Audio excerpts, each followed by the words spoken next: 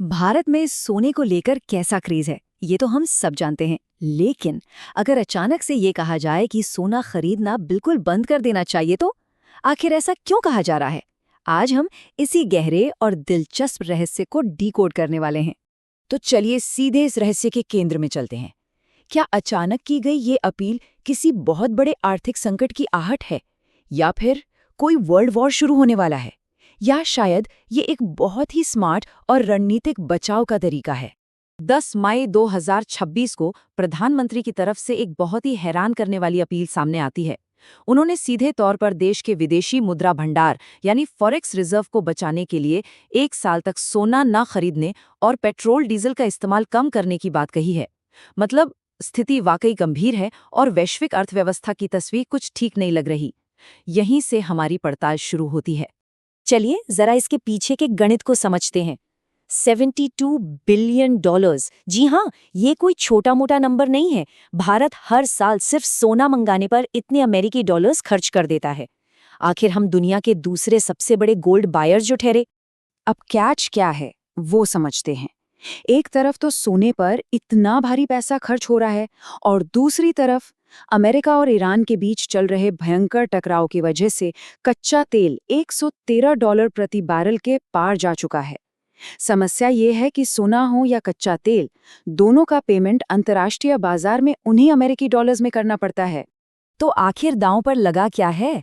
बात हो रही है विदेशी मुद्रा भंडार की। आसान भाषा में कहें तो ये रिजर्व बैंक के पास रखे हुए डॉलर जैसे एसेट्स हैं। यही वो तिजोरी है, वो लाइफलाइन है जिससे देश में बिजली आती है, ट्रांसपोर्ट के लिए ट्रक चलते हैं और रुपए को एक बड़ी गिरावट से बचाया जाता है। अब जरा इन डॉट्स को कनेक्ट करते हैं। एक तरफ है हमारी नितांत आवश्यक चीजें, जैसे बिजली और ट्रांसपोर्ट के लिए कच्चा तेल। इसके बिना तो पूरा देश ही रुक जाएगा। और दूसरी तरफ है गैर आवश्यक आयात, जैसे भारी मात्रा में डॉलर सोखने वाला सोना और निवेश। ये साफ तौर पर दिखाता है कि क्यों हमें अपने कीमती डॉलर्स को विलासिता से हटाकर तुरंत बेसिक जरूरतों की तरफ मोड़ना ही होगा।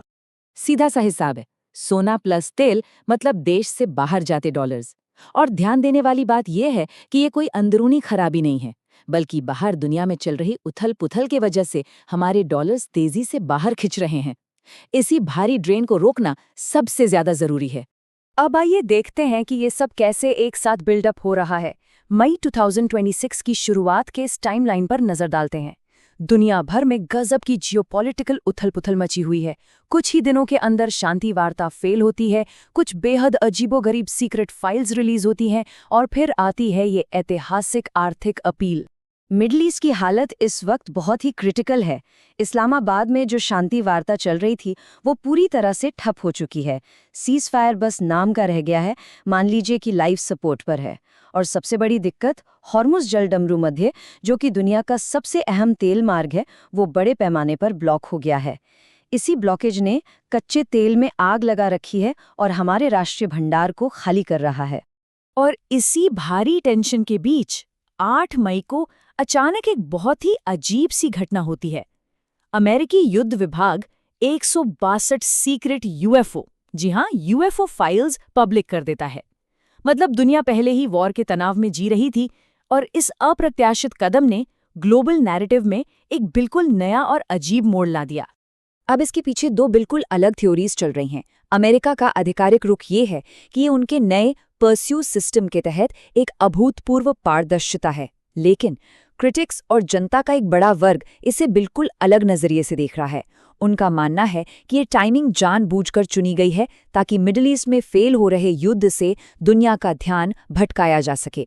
खैर, दोनों ही नजरिए इस वक्त मजबूती से अपनी जगह बनाए हुए हैं। इन सभी ग्लोबल घटनाओं को वापस अपनी जिंदगी से जोड़कर देखते हैं।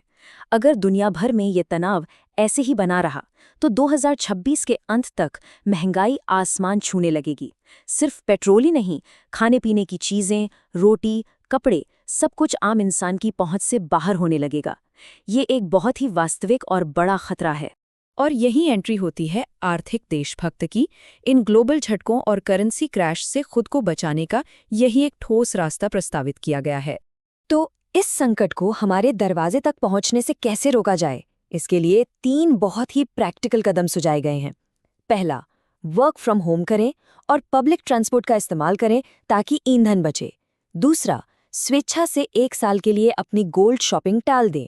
और तीसरा, ज्यादा से ज्यादा लोकल या स्वदेशी प्रोडक्ट्स अपनाएं। ये संकट से लड़ने के लिए एक कलेक्टिव एफर्ट है। दुनिया सच में बहुत तेजी से बदल रही है। जिस तरह से ऊर्जा संकट, जियोपॉलिटिक्स और हमारी इकोनॉमी सब एक साथ टकरा रहे हैं, तो सबसे बड़ा सवाल यही है, क्या 2027 में आने वाले इन भारी बदलावों के लिए पूरी तैयारी है? ये वाकई सोचने वाली बात है। 2027 का पूरा आउटलुक और इस कहानी का अगला हिस्सा हम पार्ट 2 में कवर करेंगे, इसलिए जुड़े रहना जरूरी है ताकि कोई भी अपडेट मिस ना हो।